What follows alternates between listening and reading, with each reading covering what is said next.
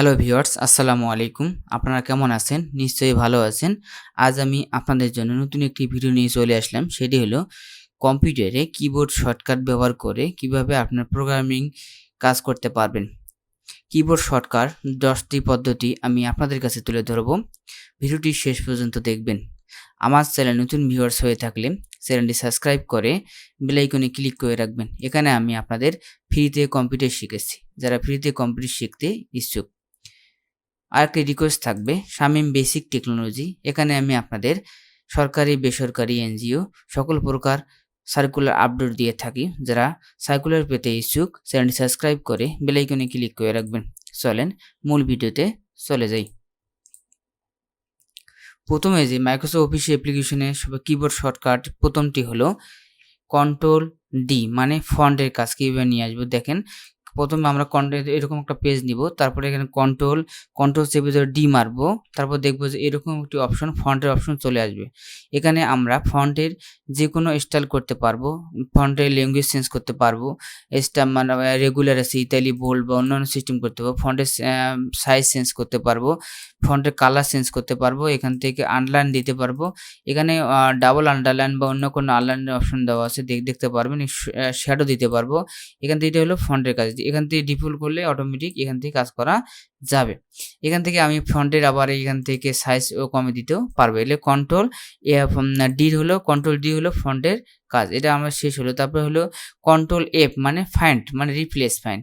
মনে করেন আমি এখানে দিলাম কন্ট্রোল এফ মারবো। আমি কন্ট্রোল এফ মানে কি হলো, রিপ্লেস, মানে আমি যে বানানটা লিখবো সেই বানানটা এখানে লিখতে হবে আগে, সঠিক বানানটা আগে লিখতে হবে। এখানে হলো ওভার, OVER, ওভার লিখলাম। তারপরে হলো রিপ্লেস মানে রিপ্লেসে ক্লিক করলাম। ওর পরিবর্তে আমি কি রিপ্লেস উইথ মানে ওর পরিবর্তে কি লিখবো, সঠিকটা কি লিখবো সেটা হলো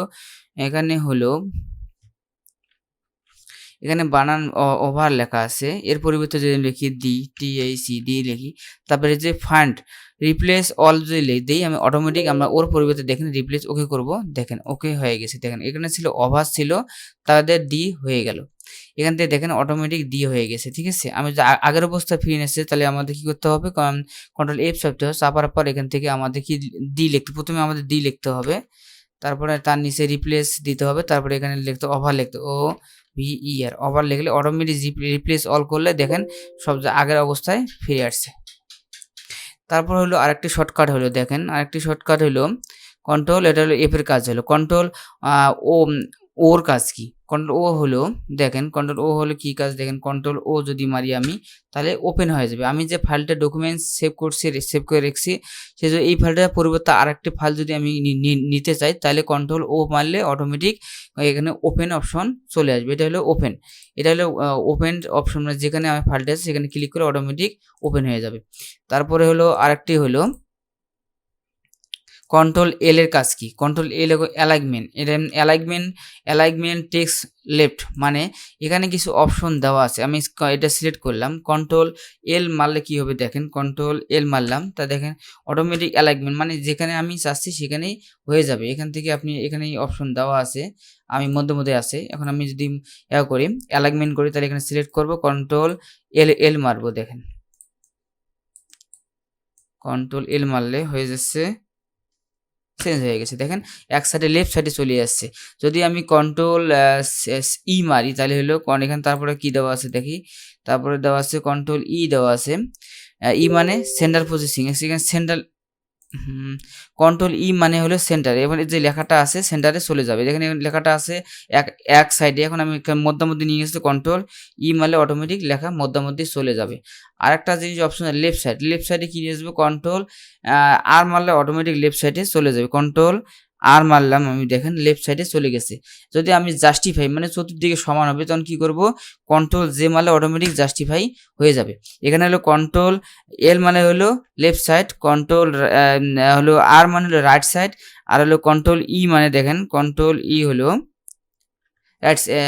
কন্ট্রোল ই হলো আপনার সেন্ট্রাল সাইজ, আর হলো কন্ট্রোল হলো জে হলো আপনার হলো জাস্টিফাই মানে চতুর্থ সেটের লেখাগুলো আছে সবগুলো একেবারে সমান হয়ে যাবে। দেওয়া আছে আপনার হলো কন্ট্রোল এ হলো কন্ট্রোল সেন্টার দিয়ে দিলাম, 3টে দিয়ে দিলাম, তারপর জাস্টিফাই দিলাম। কন্ট্রোল এফ মানে কন্ট্রোল শিপ এফ মারলে কি করতে পারি দেখেন, কন্ট্রোল শিপ এফ মারলে হতে পারে কন্ট্রোল শিপ মানে এফ মারলাম, তা দেখেন অটোমেটিক আমার হলো ফন্ট এখানে চলে আসছে, ফন্টের আগে চলে আসছে।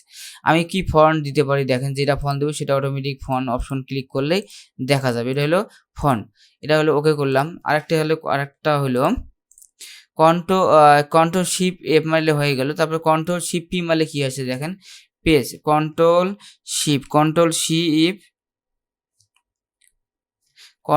পি মারতে হবে আমাকে। কন্ট্রোল শিপ পি মারলে কি হবে, ফন্ট সাইজ দিতে হবে। কন্ট্রোল শিপ পি মানে আমি ফন্ট সাইজ এখান থেকে ফন্ট সাইজ দিয়ে দিতে পারবো, দেখেন বড় ছোট করতে পারবো।